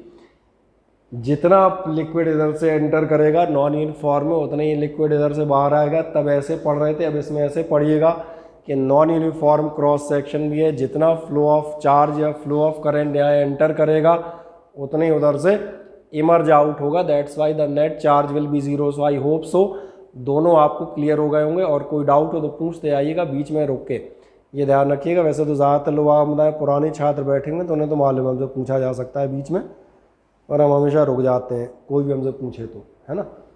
ठीक है, कोई दिक्कत किसी को कहीं से कहीं तक नहीं? तो बस ये वैसे ही पढ़ लो, यही पढ़ा रहे थे यार। Charge on current carrying conductor पढ़ अभी लो, लिख ईमानदारी से घर पे लेना, है ना। वो क्या कहोगे, in conductor the current is caused by electron या free electron, the number of electrons negative charge and proton positive charge in a conductor is same. यही कह रहा था, एटम से मिलके बने होते हैं, इलेक्ट्रॉन और पॉजिटिव बराबर होते हैं, hence the net charge current carrying conductor आपका कितना है, 0। और आगे बढ़ोगे, conductor remains अनचार्ज when current flows, normal तो था ही हो, तुमने कहा करंट फ्लो करें, मैंने कहा तब भी रहेगा, क्यों, जो भी पाइप बता रहा था, क्या कह रहा है पाइप, जरा पढ़ना, ये कहता है because the charge entering at one end, क्योंकि जो भी चार्ज आपका एक सिरे पर वन एंड पर एंटर कर रहा है is equal to charge leaving the other end पर सेकेंड, एक सिरे से घुसने वाला और दूसरे सिरे से निकलने वाला charge they are equal. Current through एक conductor of non uniform cross section, ये तो बता ही रहा था, ये तो इसमें मैं पीछे 11th के बर्नौली थ्योरम तक लेता चला गया। नॉन यूनिफॉर्म है तो भी समझ में आ रहा होगा, कौन सी क्वांटिटी सेम बनी रहेगी, करंट, जितनी करंट एक सिरे से एंटर करेगी उतनी ही दूसरे से बाहर आनी चाहिए। So you can read it के easily, for a given conductor current does not change या रिमेन्स अनचेंज या रिमेन्स कांस्टेंट, अब इतनी अंग्रेजी सुधार सकते हो कहीं भी, with change in cross sectional area, इस क्रॉस सेक्शनल एरिया में चेंज के साथ आपकी करंट चेंज नहीं होगी, दोनों सिरों पर बराबर होगी। अब कोई कष्ट किसी को नहीं, ठीक, चलें और थोड़ा सा आगे की तरफ बढ़ते हैं हम।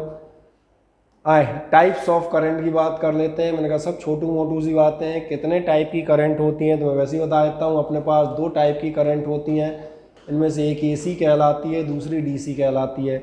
इनका नाम सुना है किसी ने, एसी या डीसी का? Yes sir. बढ़िया। अपने घर में कौन सी आती है? अपने घर में एसी आती है, सही कह रहे हैं। और अपने घर में जो एसी आती है तो मैं आप बताता हूँ, अपने घर में जो करंट आती है वो आती है जनरेटर्स या डायनमोज से, ठीक है, उन्हीं का बड़ा वर्जन टरबाइन कहलाते हैं। जनरेटर से जो भी करंट बनती है, ये 10th में जाके चेक कर सकते हो, डायनमो जनरेटर आपने पढ़े हैं, वो करंट कौन सी होती है, एसी बोले तो ऑल्टरनेटिंग करंट। सवाल आता है ऐसे हम ऑल्टरनेटिंग करंट क्यों कहते हैं, उसका बहुत सीधा सा कारण है। उसका सिंपल सा रीज़न ये है कि ऑल्टरनेटिंग करंट जो है वो आप देखेंगे वो टाइम के साथ बराबर बदलती है। दोनों चीज़ें बदलती हैं। नंबर 1 आप पहले देखें, इसका डायरेक्शन चेंज होता है। डायरेक्शन बोलें तो जैसे किसी सर्किट में करंट फ्लो हो रही है तो आधी साइकिल में आधे टाइम फ्लो होगी क्लॉकवाइज और आधे टाइम होगी एंटी क्लॉकवाइज। तो पहले तो ये समझ में आ रहा होगा, एक कंप्लीट साइकिल के भी 2 पार्ट हो जाते हैं। और ध्यान दिया होगा वेव फंक्शन टाइप है, वेव्स भी ऐसी बनाते हैं ना, एक बार क्लॉकवाइज और एक बार एंटी क्लॉकवाइज डायरेक्शन होंगे। इन्हीं को हमने पॉजिटिव और नेगेटिव साइन से दिखा दिया, तो डायरेक्शन चेंज हो रहा है। और एक इंटरेस्टिंग बात देखो, इसका मैग्नीट्यूड यानी वैल्यू भी चेंज हो रही है। 0 से मैक्सिमम, मैक्सिमम से 0, 0 से मैक्सिमम, मैक्सिमम से 0, 0 से मैक्सिमम, मैक्सिमम से 0, 0 से maximum, maximum to 0 and so on. क्या है समझ में आता है? ऑल्टरनेटिवली समझ में आ रहा है, एक के बाद एक आपकी values, the values or numerical values और the magnitude as well as the direction are changing, और इसीलिए इसको कहा जाता है ऑल्टरनेटिंग करंट। क्या है, मेरी बात क्लियर हो जाती है, हाँ है ना? देखें ध्यान से, सबसे पहले बताएगा ऑल्टरनेटिंग करंट क्या है, magnitude and direction both very with time. अब दूसरी बात बताता हूँ, शोज़ हीटिंग इफेक्ट ओनली। अब हीटिंग इफेक्ट से पहले मैं एक बात याद दिलाऊँ, डीसी क्या होती है?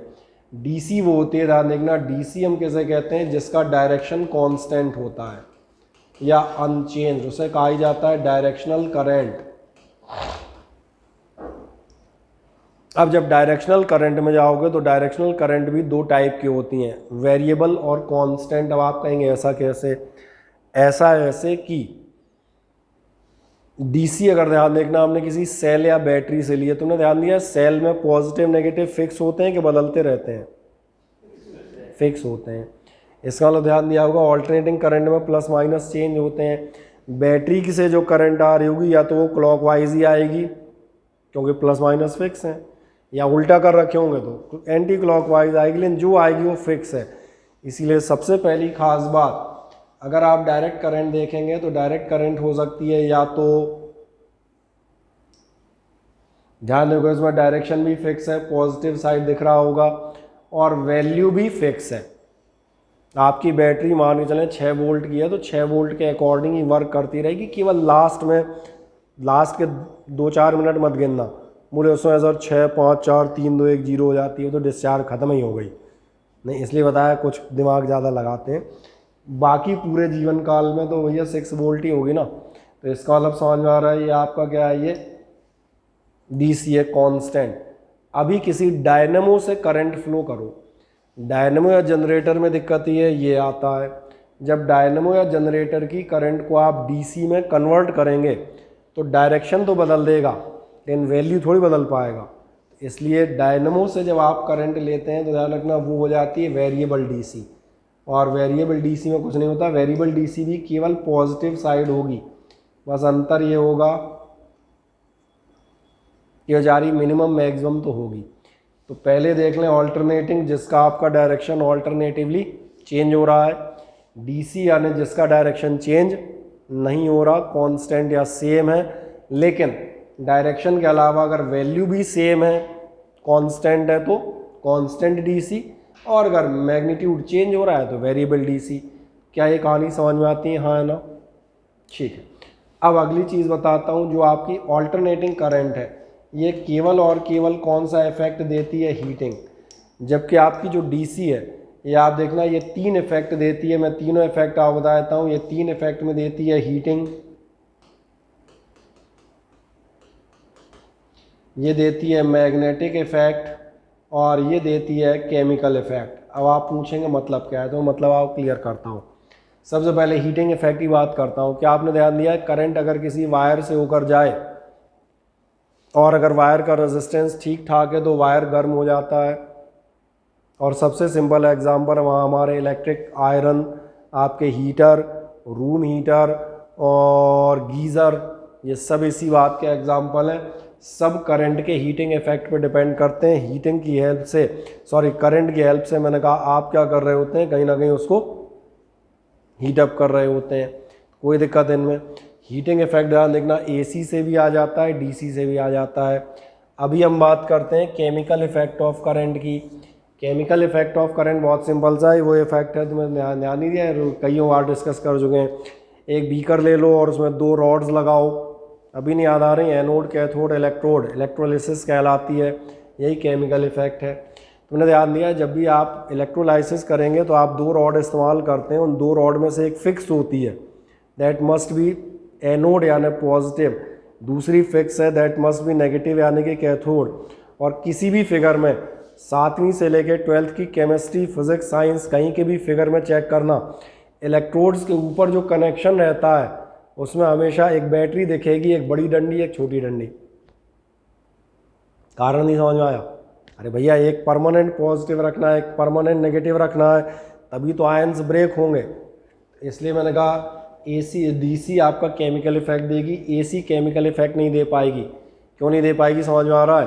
तुम एसी फ्लो करोगे पॉजिटिव नेगेटिव, अगले सेकंड से भी कम टाइम में नेगेटिव पॉजिटिव, फिर आयन खुद सोचता रहेगा पहले ये बताओ, सोच लो मुझे जाना किधर है, ये पहले बताओ तब मैं जाऊंगा। आयन खुद बीच में बैठ जाएगा, मैं नहीं जा रहा, पहले डिसाइड कर लो किधर पॉजिटिव, मैं उधर जाऊँ। इसलिए मैंने कहा ये नहीं देगी। और मैग्नेटिक इफेक्ट याद है किसी को कि भूल गए? 10वीं क्लास का मैग्नेटिक इफेक्ट, कॉइल से, सोलेनॉइड से जब भी करंट फ्लो करते हो ये मैग्नेट बन जाती है। और थोड़ा याद दिलाता हूँ, इनको हम थोड़ा अच्छी राइटिंग में लिखते थे, इस साल भी लिखेंगे, मैग्नेटिक इफेक्ट ऑफ करंट दोबारा आएगा। इसने कहा ना मैं कुछ चर्चाएं इसलिए बार बार करते हुए जाता हूँ। अच्छी राइटिंग में हम लिखते थे ऐसे, आ गया याद?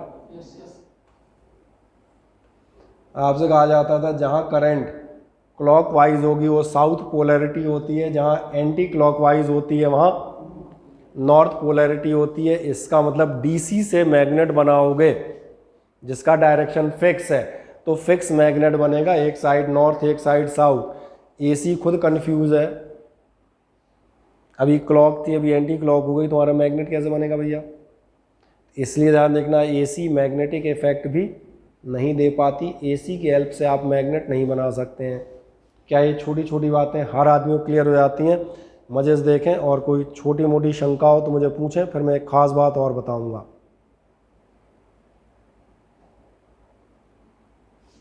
कोई शंका किसी के मन में? नहीं, ठीक। फिर एक लास्ट आती है, क्या AC टू DC और DC टू AC कन्वर्ट कर सकते हैं? मैंने बिल्कुल करेंगे, क्यों नहीं करेंगे।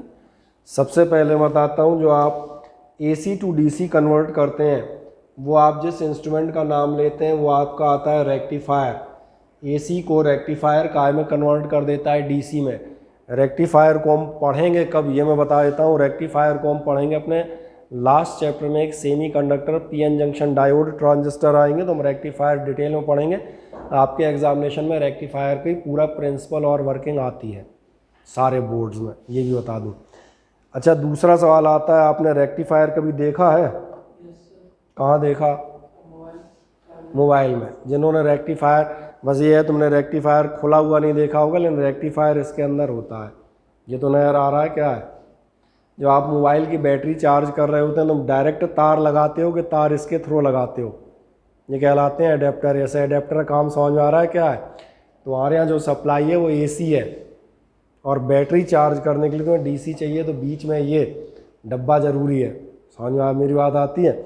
और ये क्या काम कर रहा होता है? ये अडेप्टर की तरह ये काम कर रहा होता है, मैंने कहा रेक्टिफायर। रेक्टिफायर इसके अंदर इनबिल्ट होते हैं, बाहर से तो कवर होते हैं।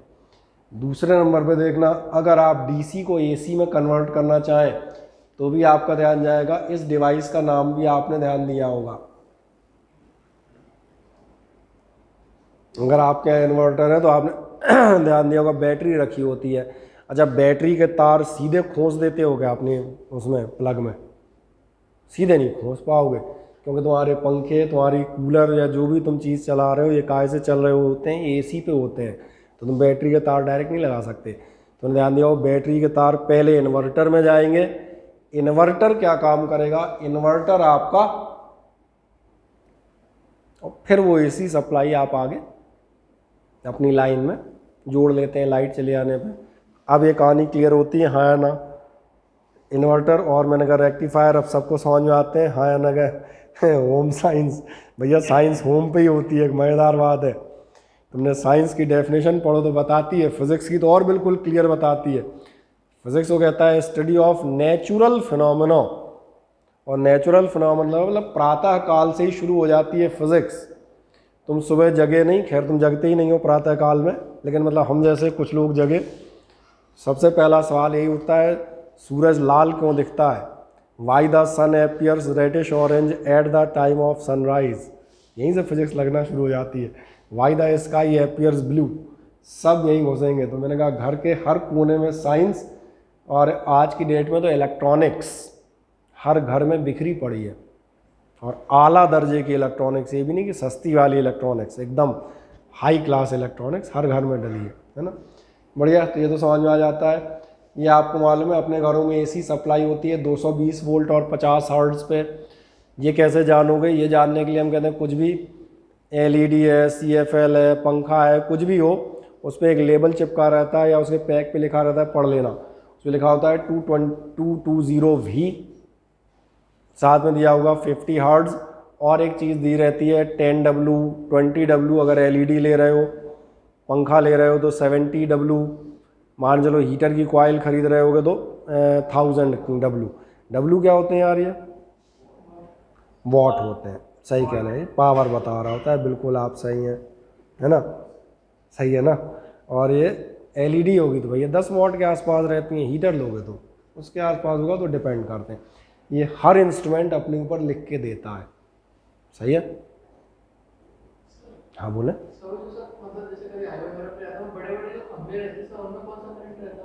कौन से बड़े बड़े खंभे? वो टॉवर्स लगी होती हैं जो, वो टॉवर में AC होती है। जो टॉवर्स की आप बात करें, टॉवर कहाँ लगाई जाती हैं? ये टॉवर लगाई जाती हैं इलेक्ट्रिसिटी ट्रांसमिशन के लिए। जैसे आप ध्यान से देखना, जो टॉवर जो खेतों से निकलती हैं, आप सही कह रहे हैं, हाई वगैरह से खेतों से निकाली जाती हैं, उनमें 2 लाख वोल्ट के आसपास होता है। ये जैसे मान चलें कोई डैम है या कोई ऐसे हम कहते हैं थर्मल पावर प्लांट है, वहाँ से इलेक्ट्रिसिटी ग्वालियर लानी है, तो वो उतनी हाइट पे, क्योंकि बहुत हैवी होती है। फिर देखेंगे उसका कनेक्शन, जैसे अपने यहाँ देखेंगे, मैं एक जगह बता देता हूँ, ये सिटी सेंटर के आगे जाते हैं, पुतली घर नाम की जगह है, कईयों ने सुना नहीं, तो सिटी सेंटर के आगे है पुतली घर। इसलिए है कि वहाँ ध्यान देखना, वहाँ जो अपने सप्लाई आती है झांसी साइड से वहीं आती है। फिर वहाँ ट्रांसफार्मर के सेट देखोगे, फिर वहाँ से 50-50 हज़ार वोल्ट के ऊंचे खंभे वाले तार निकलते हैं। अच्छा, तो एक काम करना, अपने दीनदयाल नगर की सड़क पर ध्यान से एक चीज़ देखना, तो इन्हें आएगा अपने यहाँ 2 तरह के खंभे हैं, एक छोटी हाइट वाले खंभे और एक लंबी हाइट वाले खंभे, और दोनों पे तार हैं। तुम्हारे जो कनेक्शन है छोटी हाइट वाले खंभे से हैं, और जो ऊपर वाले हैं वो सीधे डायरेक्ट निकले। एक्चुअली ध्यान नहीं दिया, ये वोल्टेज पर डिपेंड करते हैं। अपने जो छोटी हाइट वाले हैं वो 220 वोल्ट वाले हैं। ये जो लाइन ऊपर जा रही है ये सप्लाई लाइन्स हैं। जैसे अपने यहाँ सपोज करो ये क्या नाम बोला था, पिंटो पार्क पे एक बिजली घर बना है, दीनदयाल नगर लोगों ने ध्यान दिया होगा, 20 सेक्टर में बना है। दीनदयाल नगर तो जनरली सभी ने देखा होगा, सब दीनदयाल नगर आसपास के हैं, बिजली बिल भरते। ट्रांसफार्मर के सेट से इनका काम ही यही होता है, करंट लेना, उसको डिस्ट्रीब्यूशन करना और आपकी 220 वोल्ट पे कन्वर्ट करना। लेकिन जो ट्रांसमिशन है वो आप देखेंगे 11,000, 25,000, 50,000, उनके लिए आप देखना ऊंचे खंभे बनाए जाएंगे कि कोई भी ऐसा नहीं कि बांस डाल के बोले चलो इससे ही है ना। क्योंकि इससे हमें हमेशा एक बात याद आती है कि हमारे मित्र थे सोमेंद्र ढाका, मतलब अभी भी हैं, मतलब तो आरएसएस का अच्छा वो हो गया है, उनके ताऊ थे ढाका यानी हरियाणा के जाट, तो उनके ताऊ की डेथ ऐसे ही हुई थी। हरियाणा जाट थे, लाइट नहीं आ रही थी, पंप चलाने गुस्सा आई, सुनने देगा ऊंची वाली लाइन, बोले रे छोरा तो जा पे तार डाल दिए तो उन्होंने बताया था उनके जो है गोश्त के चीथड़े निकल गए थे। मुझे बात समझ आती है, क्योंकि तुम 50,000 वोल्ट के जब लाइन पर डालोगे तो इस हैवी शॉक से ये हुआ था। तो ये मैंने कहा ऐसा सावधानी रखना। चलें, पहले मुझे बताएं क्या इतनी सारी कहानियाँ समझ में आ गई थी, हाँ या ना। आप छोटी छोटी कुछ चीज़ें और डिस्कस कर लेते हैं। एक आपने अब आप एक चाहो तो सिंपल हेडिंग डाल दो और एक आध दो फॉर्मूले नोट कर दो। इसमें आप देखिएगा current due to translatory motion, सिर्फ फॉर्मूले नोट करने हैं। Current due to translatory motion कर दो फुर्ती से।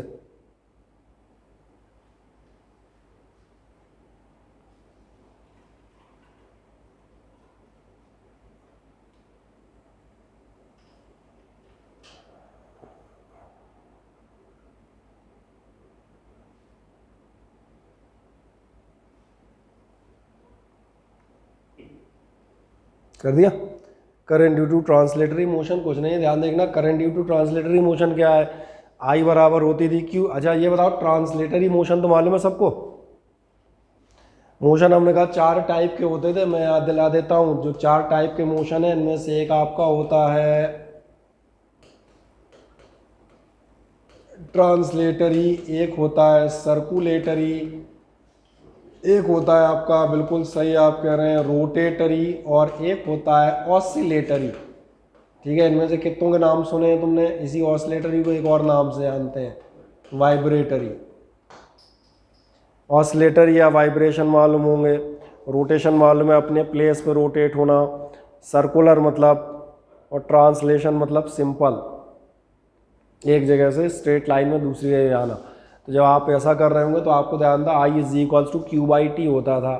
अभी चूंकि अभी एक चार्ज तो फ्लो करोगे नहीं, नॉर्मल है 10, 20, 50, 1000, लाख ऐसे करोगे तो दिख रहा होगा आई इज इक्वल्स टू कितना हो जाएगा, एन क्यू बाई टी। तो मुझे नहीं लगता है कोई समझाने वाली चीज़ है, लिख दो I is equals to n q by t. ठीक है, और ये मीटिंग जब एंड होगी तो आपके लिए सूचना ये कि नेक्स्ट टाइम ज्वाइन कर लीजिएगा, 10 मिनट क्लास और चलेगी हमारी, ठीक है ना। 2 मीटिंग के बाद भाग मत जाना, ठीक। तो क्या है, क्लियर हो जाता है। ऐसे ही ध्यान देखना, अगर आपसे कहा जाए एक नेक्स्ट सेंटेंस लिख दें, there are N particles per unit volume. आपके पास कितने पार्टिकल्स हैं? एन पार्टिकल्स हैं पर यूनिट वॉल्यूम में। इसको हम कह सकते हैं चार्ज डेंसिटी। पर यूनिट वॉल्यूम का आपको मालूम है डेंसिटी कहलाती है। And moving with velocity v लिखते जाएं, इस लाइन को लिख दें, and moving with velocity v। तो फिर इनकी करंट जो आती है वो कितनी आती है, एन क्यू वी ए आती है।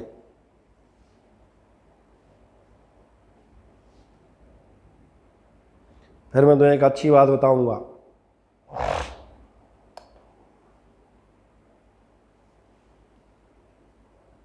क्या लिख दिया?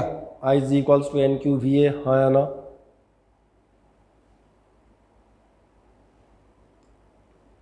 जो आप लिख देते हैं ये मत सोचना है फॉर्मूला कहाँ से आया है।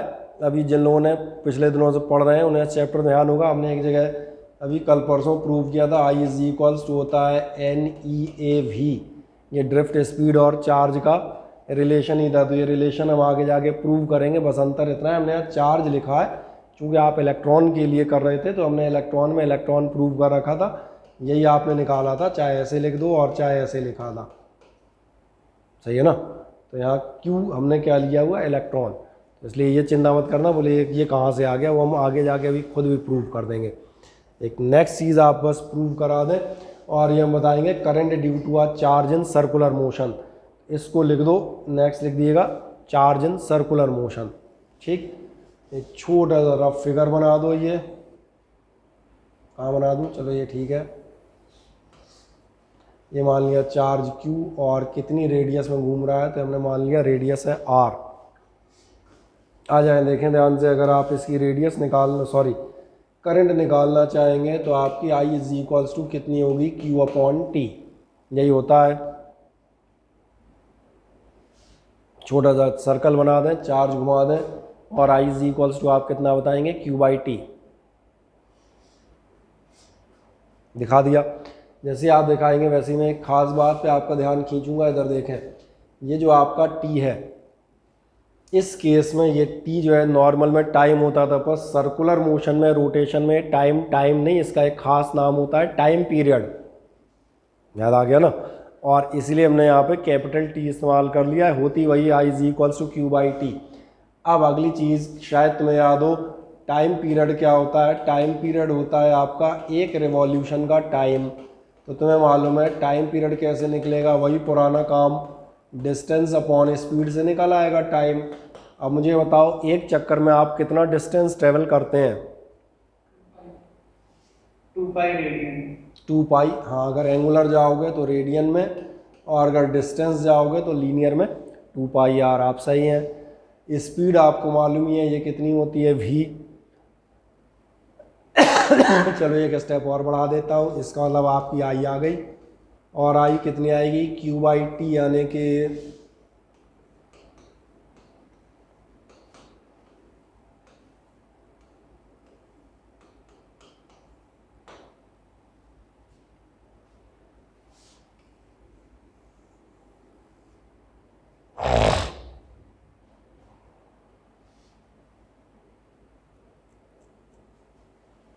कर दो मजे से।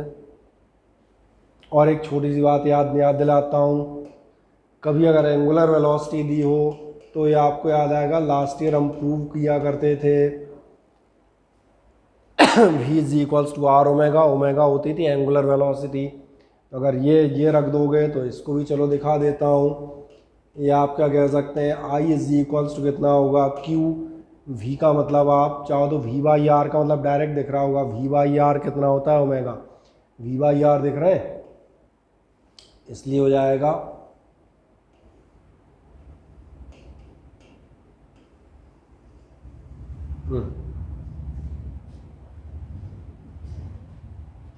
बढ़िया। इसको आप कैलकुलेट कर दें मज़े से, ठीक है।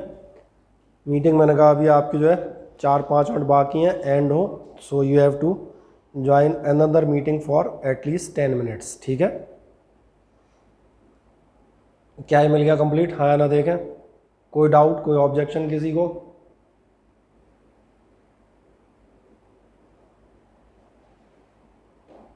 ठीक, आए अब इसके बाद आपके करंट कैरियर की चर्चा है, इसको कर देते हैं। आए उसके पहले अपन को छोटे छोटे क्वेश्चन कर लेते हैं, ध्यान से देखें। क्वेश्चन आपके लिए अच्छी जगह क्वेश्चन है ना, HC वर्मा, बहुत सारे लोग चिल्लाते रहते हैं इसके क्वेश्चन कर लो। तो चलें HC वर्मा का क्वेश्चन 1, एक्सरसाइज अनसॉल्व्ड एक्सरसाइज का क्वेश्चन है, पेज नंबर 198 पे आपको आराम से मिल जाएगा अगर आप बुक सर्च करेंगे तो। सबसे पहला क्वेश्चन आपसे कहता है the amount of charge passed in time t through a cross section is given by, और जितना पढ़ाया उसी पे बेस्ड है, कोई ख़ास काम नहीं। आपको ये समझ में आएगा जब हम पढ़ा रहे हैं तो आप किसी भी बुक के क्वेश्चन रख के सॉल्व कर सकते हैं मज़े से। Amount of charge passed in time T आपको इससे दिया हुआ है कि आपको इस क्वेश्चन को देख के एक चीज़ आती है, हमने 11th में इस टाइप क्वेश्चन किए थे, मैं याद दिलाता हूँ। The distance travelled by a body is given by x बराबर 5t² + 6t + 7, calculate the velocity acceleration and that at t बराबर 4 सेकेंड। और तुम्हें ये याद आएगा, जिन्होंने क्वेश्चन किए थे उन्हें याद आएगा इनका सॉल्यूशन होता था कैलकुलस मेथड से। तो याद रखिएगा जब भी इक्वेशन दी होंगी तो डिफरेंशियल या इंटीग्रल, हाँ दोनों इसलिए कह रहा हूँ वो फॉर्मूले पर डिपेंड करेगा कौन सा लगेगा। जरा ध्यान देखो, आपको इस क्वेश्चन में एक्चुअली दो दिक्कतें हैं। दो दिक्कतों में पहले तो हम चलते हैं पार्ट ए पर। पार्ट ए से ज़रा लड़ लें। पार्ट ए कह रहा है राइट द डायमेंशनल फॉर्मूले फॉर ए बी एंड सी। अब तो समझ में आ जाएगा क्यों मैंने कहा था थोड़ा डायमेंशन भी भैया 11th वालों को पढ़ा रहा हूँ, बीच में देख लेना कोई ऐसा है जो ये बता पाए इनकी डायमेंशन हम निकाल पाएंगे या नहीं। Yes sir. इनके लिए लगेगा डायमेंशनल होमोजेनिटी, यानी एक टर्म की डायमेंशन, दूसरे टर्म की डायमेंशन, तीसरे टर्म की डायमेंशन और चौथे टर्म की डायमेंशन, चारों डायमेंशन सेम होनी चाहिए अगर एडिशन या सब्ट्रैक्शन है तो। रेफरेंस मैंने कहा अभी आप जो है डायमेंशनल एनालिसिस का लेक्चर 11th वालों के लिए पढ़ा है, वैसे 4 पढ़ें तुम पहले ही देख लो वही बहुत है, उतने में ही काम हो जाना है। आप जरा ध्यान देखो कहाँ एक छोटी दिक्कत आएगी वो मैं दिखा देता हूँ। जैसे ही आप लिखोगे आपका ध्यान जाएगा आपकी डायमेंशन क्यू बराबर होनी चाहिए डायमेंशन ऑफ AT²। दिक्कत एक्चुअली ये है कि हम जब चार्ज की डायमेंशन लेते हैं AT लेते हैं, क्योंकि हम करंट के लिए जनरली मैंने कहा था 99% एम्पियर लेते हैं। याद करो जब मैं शुरू में पढ़ा रहा था तो मैंने आपसे कहा था डायमेंशन एक आध जगह आपको ऐसी भी ज़रूरत पड़ेगी कि आप A ना लेते हुए उस डायमेंशन को लेंगे I, और कारण मैंने कहा था वो ऐसा आपको इसलिए करना पड़ेगा क्योंकि एक आध जगह A पहले से इस्तेमाल किया होगा तो वो टाइम आ गया। और वो टाइम कैसे आ गया वो भी आप दिखा देता हूँ। कहाँ थे हम क्वेश्चन पे? ये रहे। आप Q की जगह AT मत लिख दीजिएगा क्योंकि ये तो पहले से कांस्टेंट मान रखा है, कोई दिक्कत नहीं। इसका इलाज अपने पास है, अपन इसको लिखेंगे IT, और I समझ में आ रहा होगा करंट के लिए मैंने इस्तेमाल कर लिया है। बाकी टाइम का मालूम ही है T², T उधर चले जाएंगे, एक T कैंसिल हो जाएगा, एक बचेगा तो आपकी डायमेंशंस ऑफ A कितनी रह जाएंगी? डायमेंशंस ऑफ A रह जाएंगी IT-1। और एक इंटरेस्टिंग चीज़ बताता हूँ, पिछले संडे को तुम में से कई लोग ये क्लास अटेंड भी कर रहे थे यार। इलेक्ट्रिसिटी की डायमेंशन मैंने सारी कराई थी पिछले संडे को, तो 11th वालों को भी कराई थी और तुम्हें भी एक साथ इसलिए बिठा लिया था। नहीं बी पार्ट नहीं यार, इसी को अपन नंबर गड़बड़ हो जाएगा, इसी का 1 2 3 कर देते हैं। चलें देखें ये हो गया क्लियर, हाँ ना। सेकंड पार्ट इसी का BT के साथ निकाल दो, BT भी दिख रहा होगा।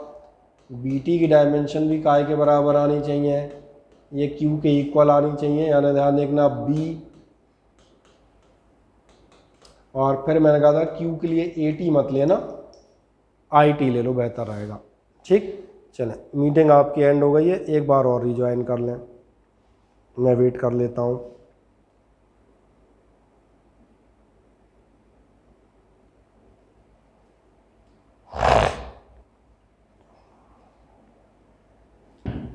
Recording in progress.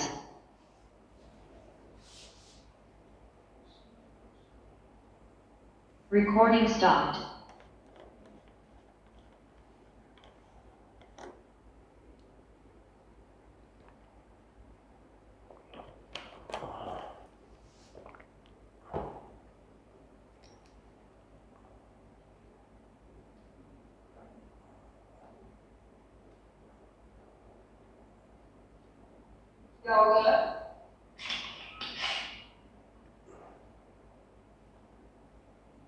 ठीक, चलो जो मैं कह रहा था BT की डायमेंशन भी आपकी चार्ज के बराबर होंगी, BT बराबर IT, T से T कैंसिल कर लेना, और क्या, आपको तो वैसे ही दिख रहा होगा। B बराबर आपका कितना निकल आएगा? B की डायमेंशन आ जाएगी आपकी I, और चाहो तो I की छोटू छोटू डंडियाँ भी लगा दो ना, अच्छा लगता है। और तीसरे नंबर पे कहाँ जाओगे? तीसरा नंबर कौन सा है? तीसरे की डायमेंशन बता पाओगे? C की, सही कह रहे हो, C तो डायरेक्ट दिख रहा है ना, C की डायमेंशन डायरेक्ट चार्ज के बराबर है, तो C की डायरेक्ट ही लिख देता हूँ। C में क्या करना, सी की डायमेंशन डायरेक्ट लिख देता हूँ, IT इतना तो समझ में आ ही गया होगा, ठीक है।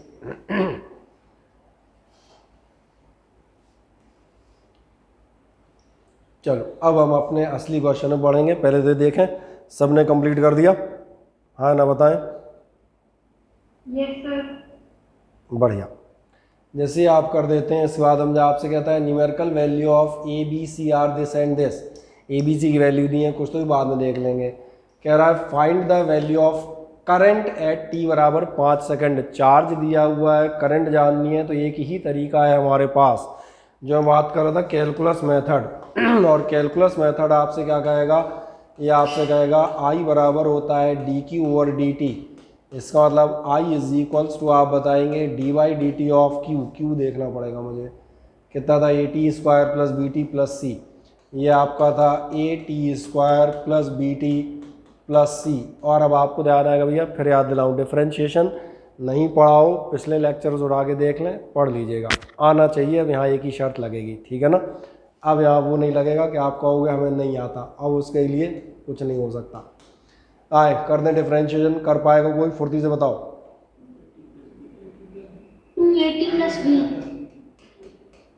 280 प्लस बी ख़त्म। आप ध्यान देंगे मेरा आंसर ही हो गया, क्योंकि इसका मतलब जैसे ही आपने निकाला I बराबर 2 इंटू ए कितना था यार, 5 था पक्का, देख लें दो, 5 3 1 और टाइम भी 5 था, तो ये हो गया 5 और टाइम भी था 5 और प्लस ये था 3, यानी कितना हो जाएगा।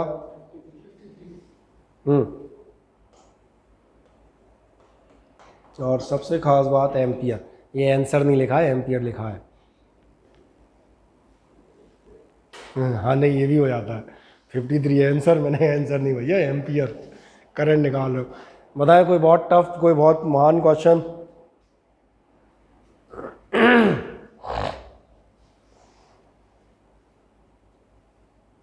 आ गया सभी को समझ में।